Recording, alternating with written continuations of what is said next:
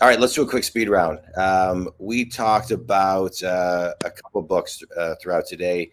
A couple Dan Sullivan books. But what's a book that's had the biggest impact on you, David? Oh my goodness. Probably. I never thought about starting a business until I read Rich Dad Poor Dad. Yeah. Back in 2000 and that was probably 2011, 2010, Yeah. 2011. Yeah. Yeah. The book that's made the biggest difference on me though, and I make anybody who wants to be a leader in our company needs to read the book, The Gap and the Gain by Benjamin Hardy and Dan So Sullivan. good. So good. I've read that book 3 times. Yeah. And it's absolutely life-changing, Yeah. especially for people who are hard-driven, or entrepreneurs, or want to be or successful people. Yeah. I think that's the book that's changed my life the most, and I've given that book out to more people. Yeah. I love The Gap and the Gain. I love that book. And I love Rich Dad Poor Dad. And I actually met the author. I met Robert. When I launched, I wrote a book and I launched it. My publishing group launched, and I went to New York, and I was walking around the book expo, and he was just sitting there by himself. So I went up, I talked to him for like 15 minutes, and then he said, "Hey, I got to run to the bathroom. I'll be right back."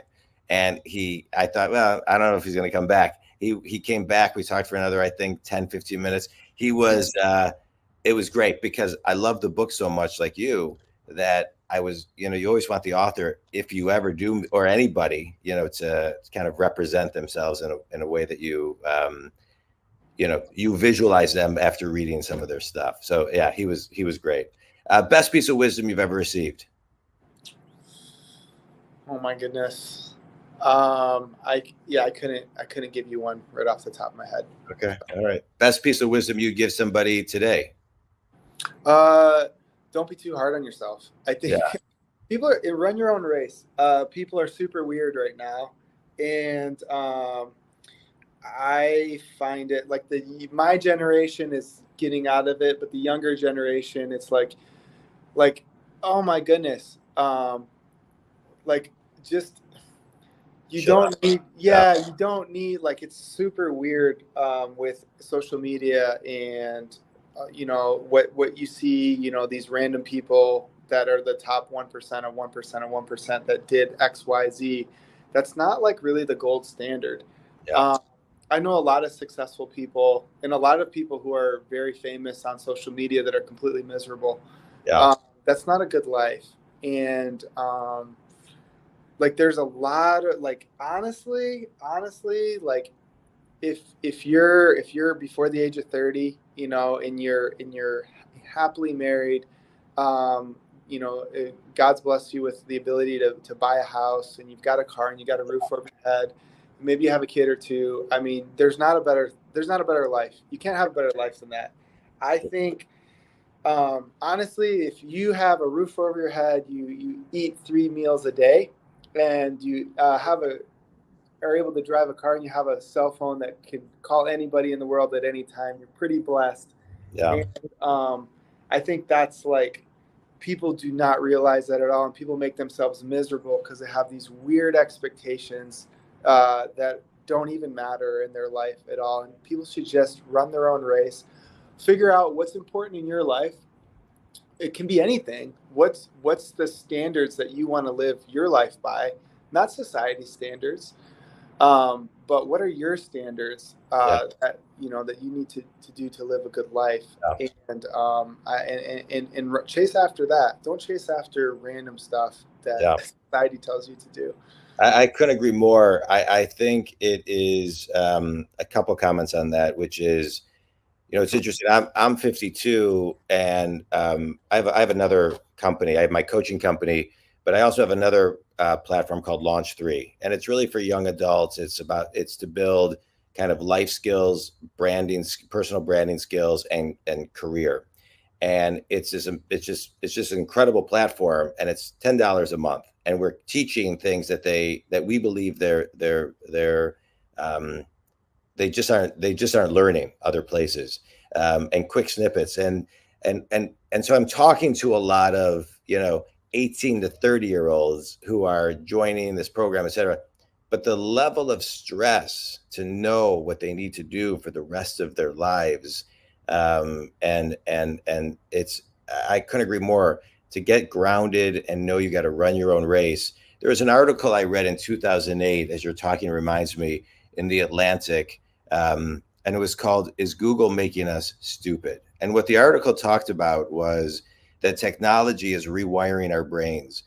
And this was in 2008. It's rewiring our brains from delayed gratification to instant gratification. And I think, to your point, there's all of this, like everything's got to happen overnight. I interviewed somebody on a podcast the other day, and they were saying, if I told somebody who's graduating college today that I could offer them a job for $250,000, they would say, no way, I want to make $250 million. And just, if and one of the things Dan Sullivan talks about is, if you do something too idealistic, you can never get to your goal, because you're never moving.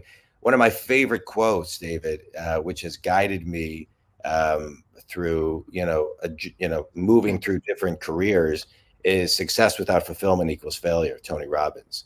Because it's, to me, to your point, it's all about, if you're not fulfilled, then what are you doing it for? Yeah. Yeah, it's a lot of it has to, some of it has to do with that, and another piece of it is my generation grew up with like in with very split families. So a lot of my friends, their parents were divorced. It's harder when or they had to. I mean, I've been in a lot of different social economic situations and environments, and a lot of my friends, they came from single family homes, right? Yeah. With real tough situations. So like when you, like, if you don't have a father in the home, like that's one of the biggest predictors of learning delayed gratification. Yeah. Or a lot of kids didn't, in my generation, we just didn't get the love that we should have from our parents. Yeah. And so you spend 10, 15 years trying to figure out what success means instead of just being loved for who you are. Yeah. And so you start chasing all these weird things that society tells you, because you never got that love from your parents. So, but the cool thing is from that is I see so many of my friends who didn't have that support growing up. They're the best dads and moms you could ever imagine. And so those are like really good things. Like actually, like the divorce rate in the United States is going down. There's people are staying married longer.